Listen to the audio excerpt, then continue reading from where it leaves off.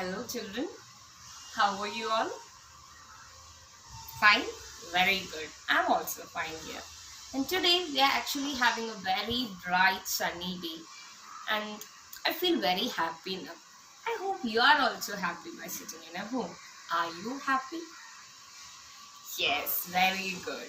And do you think that we are happy actually? But do you think that the Mother Earth or nature around us is happy like us?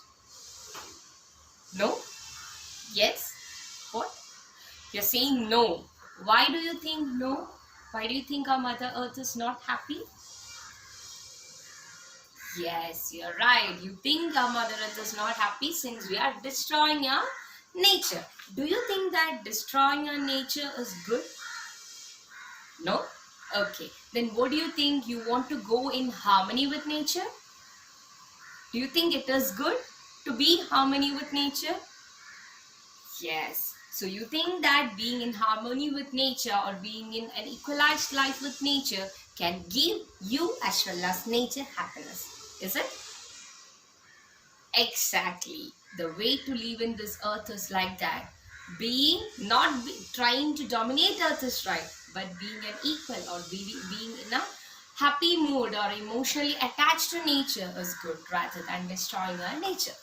So we know that our earth now, day by day, it is being more pathetic. We are doing many destruction to our nature, doing constructions, creating pollutions, blasting earth and everything. And nature also nowadays has found a way to pay us back through tsunami, through volcano eruption, to what hurricanes. The nature is also repaying us and taking a revenge to us for the destruction we are doing. But at the same time, we already said our nature earth is crying. Can you draw that sad, pathetic face of nature in order to make your own reflection to it? Can you make an attempt? Yes. I'll also join you. Shall we draw a picture of a Mother Earth, sad, crying Mother Earth? Here is our Mother Earth, right? And here are the lands.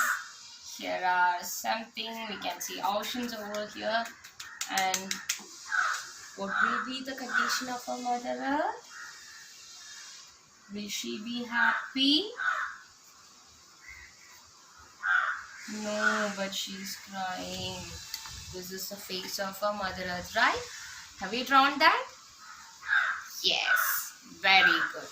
So, we know though our Mother Earth is not happy, while living in this earth, we can experience different effects of our nature, different wonders provided to us by the nature. And among the wonder is seasons, right? We have different wonders, but one among that wonders is different season that we have. Do you know, being an Indian, what season does we experience here? How many seasons do you know? Yes. You mainly experience 4 seasons. Very good. What are they, children? Tell me. Yes. Winter. Then. Okay. Summer. Then. Very good. Spring. And finally, yeah, you're right, autumn. So here we are having mainly 4 seasons. What are they, children? Winter, summer, spring and autumn. Among this season, which season do you prefer the most? You prefer winter. Very good. Why? You love to play in snow? Okay, then someone else. Prefer spring. Good, very good. Why? You can see beautiful flowers. Okay, then yes, you can listen to the sounds of birds. So most of you prefer the spring season because why? Yes, the Mother Earth provides her beauty through different flowers as well as different sounds of different birds. Yes, during springtime, it's actually the nature is full of greenery. We can see different multicolored flowers. We can smell the fragrance of those flowers. We can hear the pleasant chirping of birds. We can see different birds. That's why the Mother Earth is adorned by her full, completely adorned by beauty, right? Yes, so you all prefer spring. Most of you prefer spring. I also prefer spring. So today I think we are going to discuss a beautiful poem written by a very popular means he's such a brilliant poet, which is known to all of us, and he's even known as a romantic poet, and he's known as the nature poet. Do you have any guess? Uh, okay, you're almost near to him.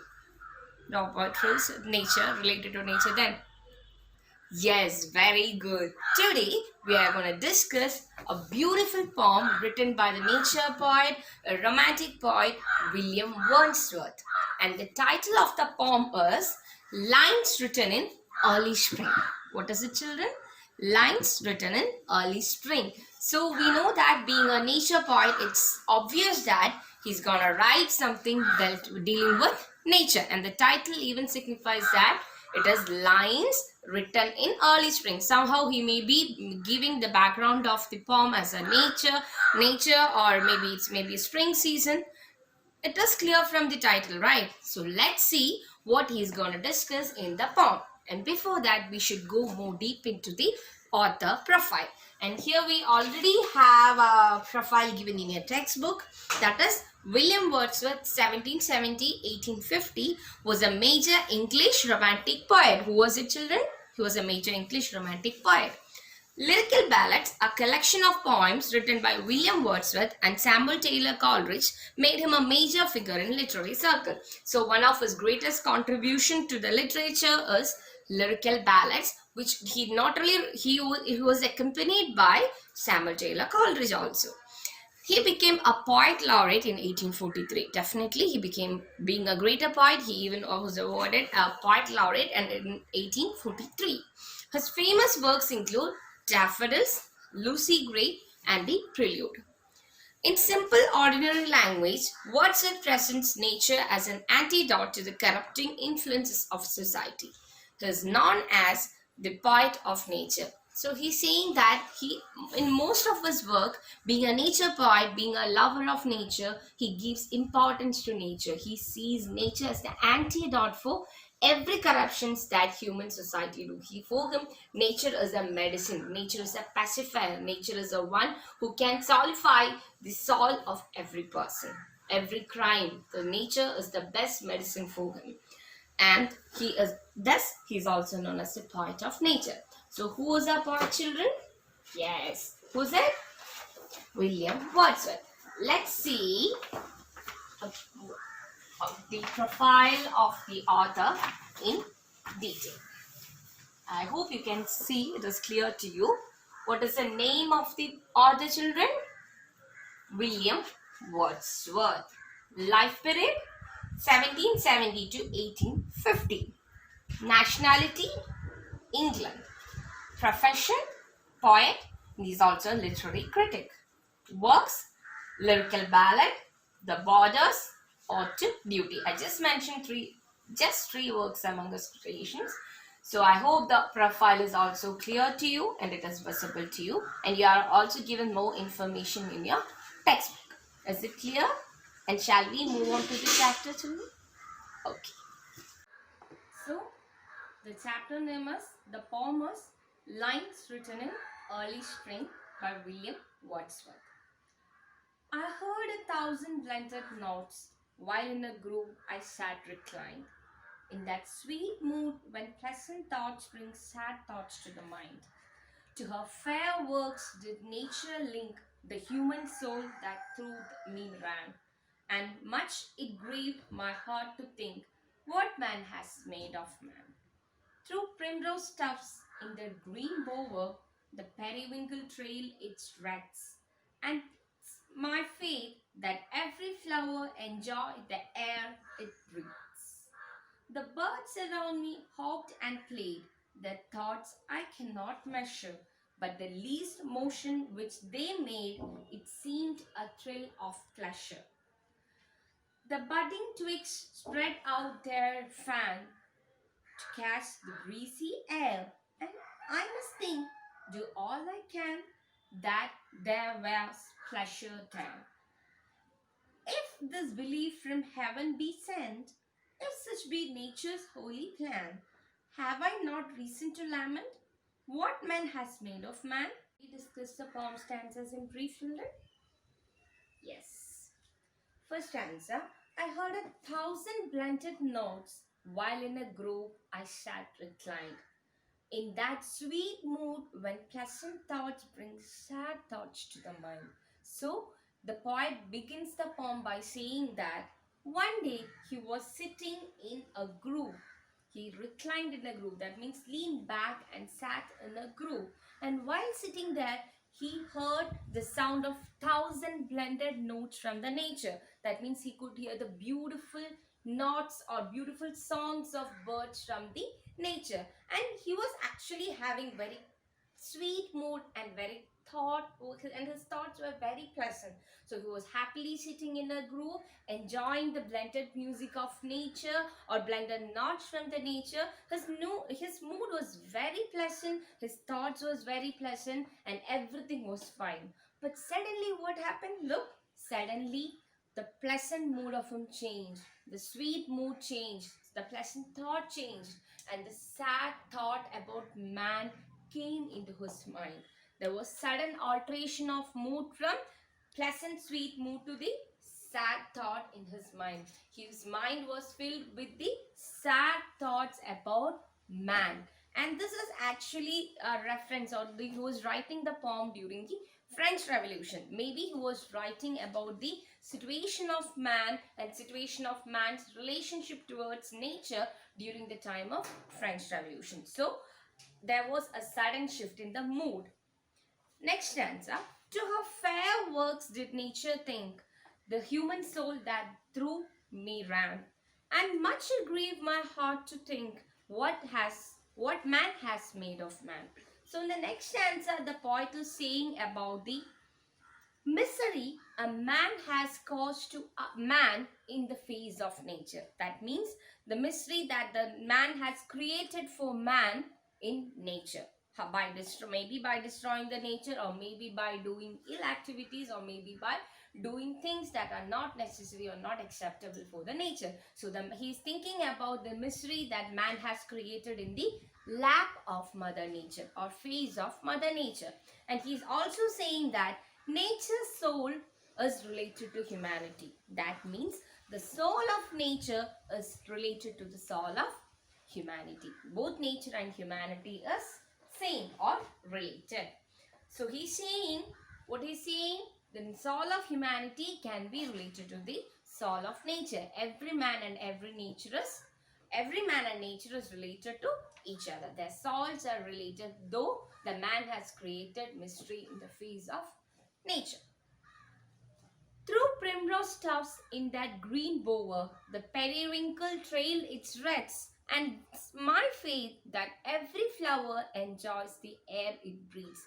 Then the poet is continuing to say about nature, about the movement in nature. He says about the movement of nature through the primrose or the flower, and he's saying about the movement by indicating the words periwinkle trail, that means drawn back. So he's saying that the nature is related to man, and he's trying to indicate the beauty of nature through the movement of the nature in flowers.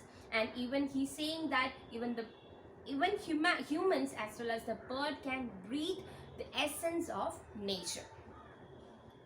Next one, the birds around me hoped and played. Their thoughts I cannot measure, but the least motion which they made, it seemed a thrill of pleasure. In the next stanza also, he is trying to indicate about the movement or motion of the nature, or the essence of nature in the things around we can see.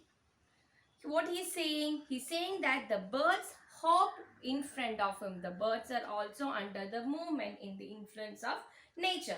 He has, but You have to think that he's actually here, and in the previous stanza he's actually observing the nature. He's having no his own thoughts, he's having no emotions, he's fully immersed in the soul of nature, or he's fully subsumed in the essence of nature. He can feel the presence of nature around him while he is sitting immobile in the chair or in the group. It's simple that he's saying that he's sitting, or the human is sitting immobile in the nature, and the poet himself is having no thoughts, he's having no emotions, he's having nothing. He's fully immersed in the movement or the soul of nature. The budding twigs spread out their fan to catch the breezy air, and I must think, do all I can, that there was pressure there. If this belief from heaven be sent, if such be nature's holy plan, have I no reason to lament what man has made of man? So he's saying that though we are destroying the nature, nature attempts to heal the captured soul of the poet. Nature is trying to heal the soul of man, but unfortunately our mind or our soul is not being healed. He's saying nature has, though we are destroying nature, the nature has the power to heal a human soul or heal the soul of humanity. But unfortunately the soul of poet, like other humans, are not being healed, even though the nature has the power to do. And even at the end, he's saying that after nature's attempts, speaker or the poet or the humanity is still in melancholy. And he ends the poem by leaving a sad note that world of nature is uncontrollable by humanity, but still the nature tries to repay them by giving a better soul. But humans still fail to recognize the truth or the essence of nature. So here he's all along the poem he's trying to say about what he's trying to say about the nature's power, the nature's nature around us, the nature's soul, and he's trying to relate nature's soul to humanity's soul. And he's saying that though we are destroying nature, and though we are enjoying the beauty of nature, nature is being harmed. Though we are trying to find our own happiness, nature is still immersed in humanity, or still trapped in the crows of human destruction. Is it clear, children? Discuss the difficult words, children. Here I'll be showing you 4 handouts, and you have to guess the meaning of the words. Will you do that? Okay. Here is a first term. What is it? Yes, recline. Do you know what is the meaning of recline? We already discussed the poet reclined in the grove. What is it? Yes, to you have reclining chairs and all. Yes, bend or lean. Can you give me an example? Yes, your grandfather reclined in the chair. Very good. And here we have a second term. What is it? What is it? Can you read the term? Yes, lament. Do you know what you mean by lament? In the last stanza, you have learned the term lament. What is it? Sad. Okay. Sorrow. Very good. The term means sorrow. Can you make a sentence out of it? Yes. Yes, the mother lamented on the death of the child. The mother felt sorrow or sad on the death of the child. Very good. And here we have a third term. Can you read the term? What is it, children? Yes, blended. Do you know what is blended? Can you make a guess? Blend, to blend something. Exactly. It means to mix. Can you make an example? Your mother blended eggs with the gram flour. Very good. So it means blend to mix. And here we have our last word. Can you read it, children? What is it? Trailed. Very good. What do you mean by the term trail? Any idea? We learned in the stanza the primrose trailing movement. Yes. Yes, it is a kind of movement. Any idea about that? It means drag. The term trailed means to drag. Drag. Can you give an example? Yes, Arun dragged his hands through the water. Very good. So I hope the 4 words are clear to you. We discussed 4 words: trailed, recline, lament, and finally blended.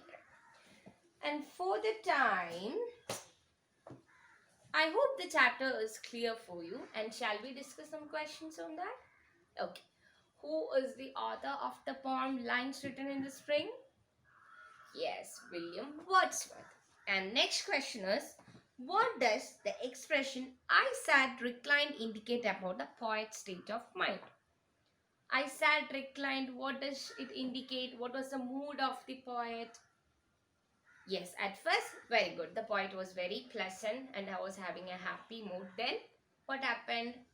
His mind was filled with sad thoughts. Very good. And why does the poet feel sad while reclining in the groove? Why does the poet felt sad while he was leaping back in the groove? Why was he feeling sad? Yes, only because of thinking about the sad plight of humanity. And one more question. What makes the poet think that every flower enjoys its existence? Why? Yes, the poet feels that. What? Yes, very good. The poet feels that the flowers can sense the movement of the environment, can sense the or breathe the fragrance of nature around them. And one more question you have is, what is nature's holy plan? How does man works against it? Yes, nature is having actually a very good plan, very holy plan to heal the soul of nature. But what the soul of humanity? But what can nature do? Is the human soul being pacified? No, the nature's attempt to pacify or nature's attempt to make right the soul of humanity becomes a failure. So it became a whole failure and nature's holy plan did not work for man. And this is the questions all we have in our chapter. And shall we do a language activity? Okay, here we have a language activity. Your language activity is to find an alternative title. What is it, children? To find an alternative title. Can you see this? What suggestions you can make? What alternative title can you give? You can see your answers. Okay, one of your title is Nature vs. Man. Okay, good. Then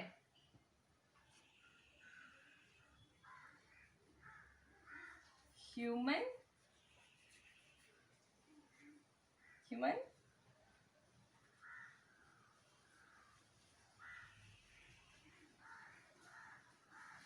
breed. What sense it means human breed? Okay, nature being human breed. Okay, fine. Finally, one more.